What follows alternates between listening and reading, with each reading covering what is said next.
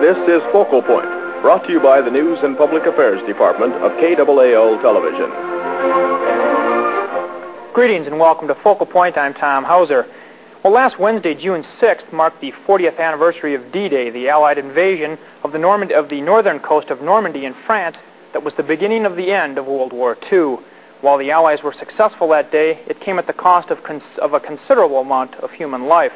The Allies suffered about 10,000 casualties that day, including more than 5,000 Americans. General Omar Bradley, commander of the U.S. First Army at the time, said, quote, "Every man who set foot on Omaha Beach that day was a hero." And today on Focal Point, we're honored to have one of those heroes with us.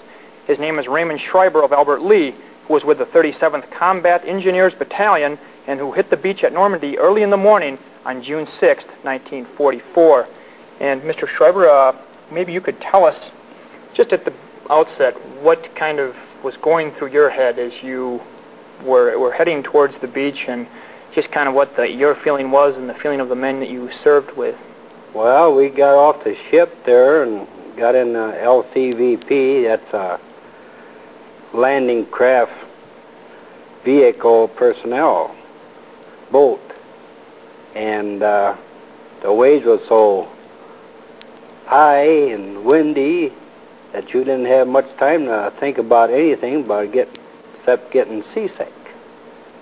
And you was riding around out there, then you was just think about not getting sick all the time, and says where we're going, and we finally started heading toward shore and started getting daylight, and all of a sudden there you see all this stuff that's going on, firing, and they land you right up on, we hit our beach. We landed on easy red beach on Omaha. So we landed in water there that was way over our heads, and some of them guys drowned, and then you machine gun fire and 88s flying around there and shooting, and it was just really a messed up deal.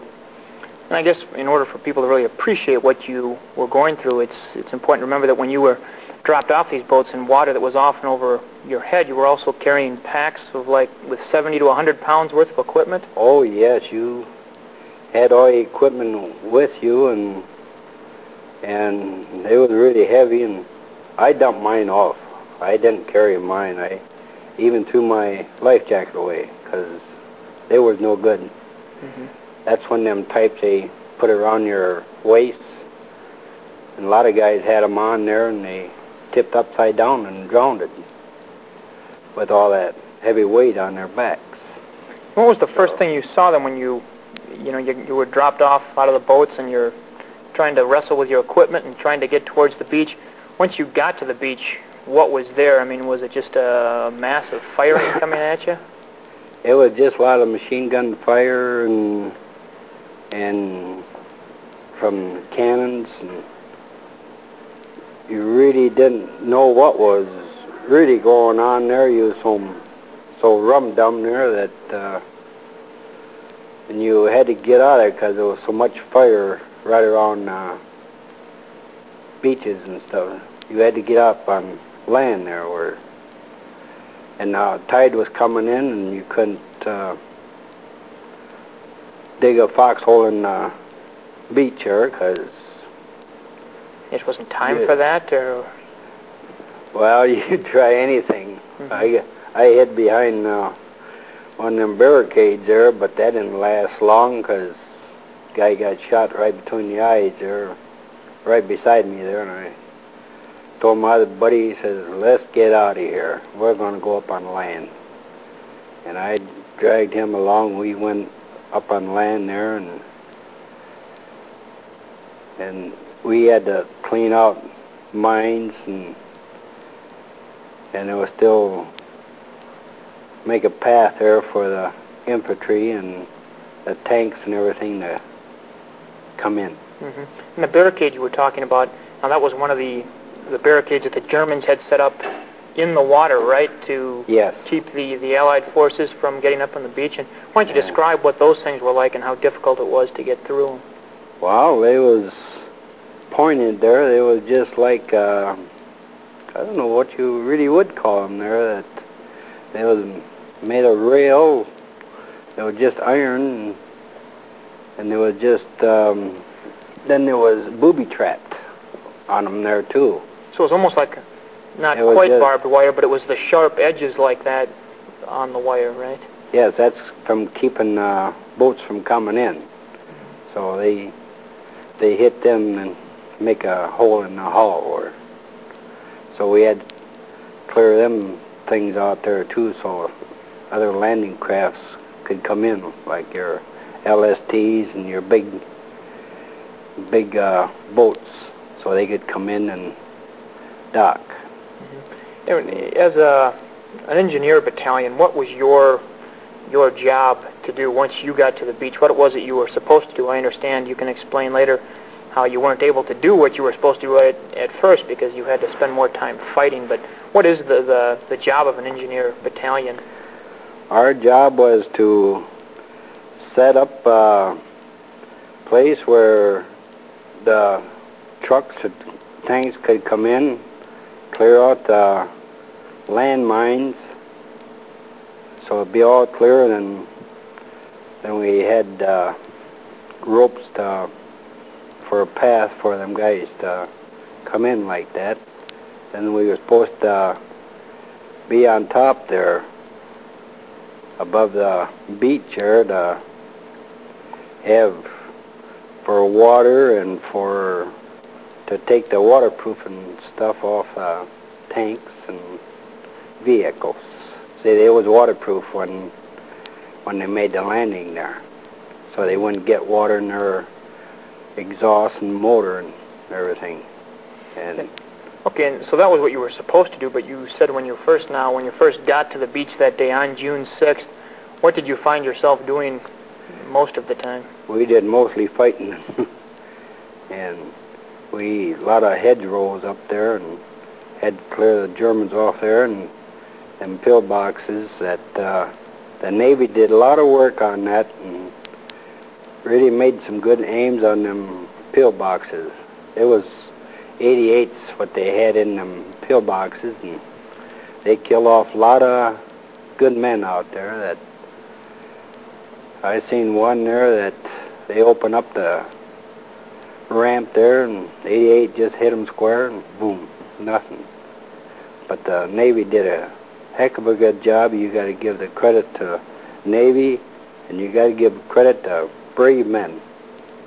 It was all brave men in my story there. That if it wasn't for them, we would have lost it. What was it like for you to, go over there, and you were only 21 years old at the time, and what was it like for you to see a lot of friends that you had made in your battalion, and just to see other men that you didn't know, but just to watch these men die? What did that do to you at the time? Well, I don't know. That makes you feel kind of sad, but you're trying to protect the ones that's alive, and you couldn't do but. It makes you mad, and you do things that you wouldn't do otherwise. There in common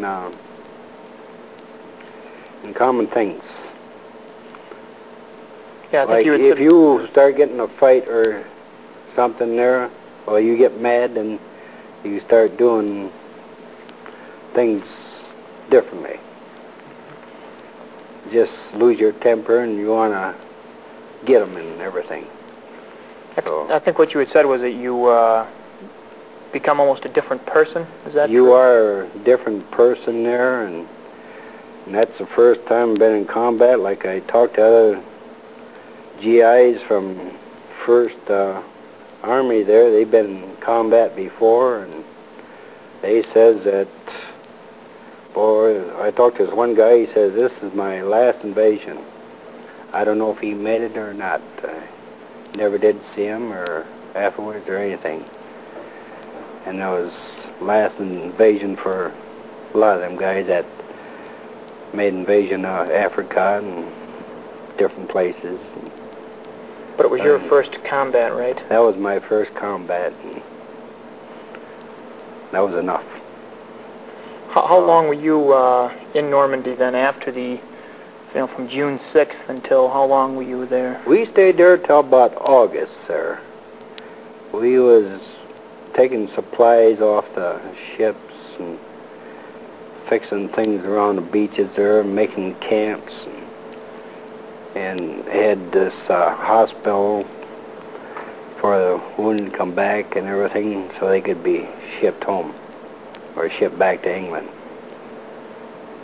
And we buried a lot of dead there. That we worked on that cemetery there, and that was another job with the engineers to help build those cemeteries?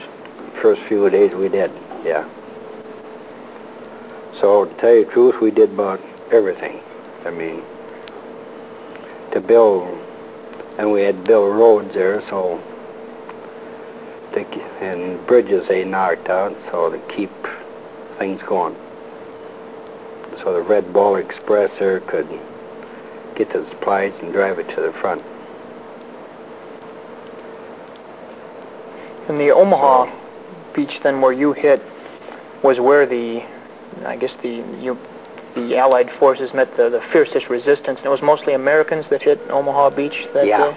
Mm-hmm. And what kind of, it was a little bit easier, I know, on either side of you, so, but Omaha was the toughest, correct? Yes.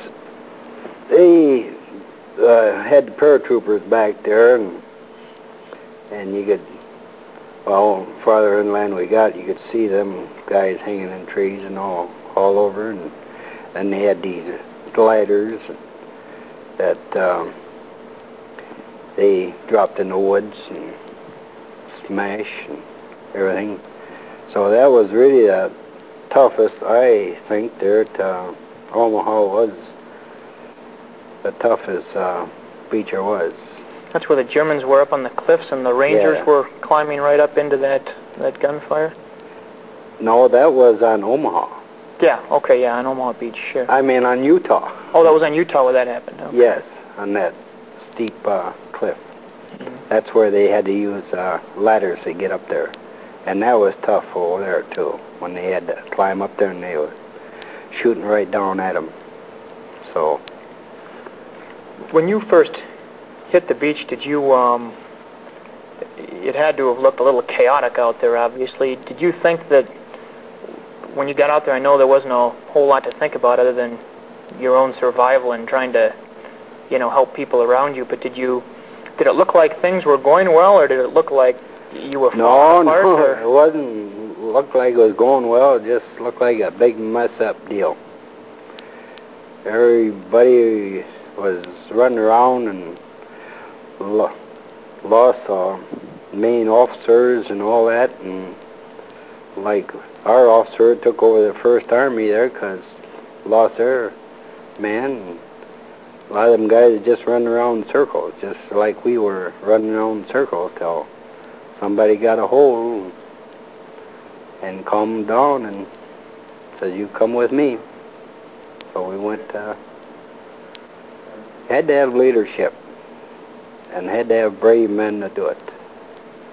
So that was a main part of it, for the brave men to, otherwise we would have lost the beach and we wouldn't have got that far. What were the men like that you served with? Were they brave men?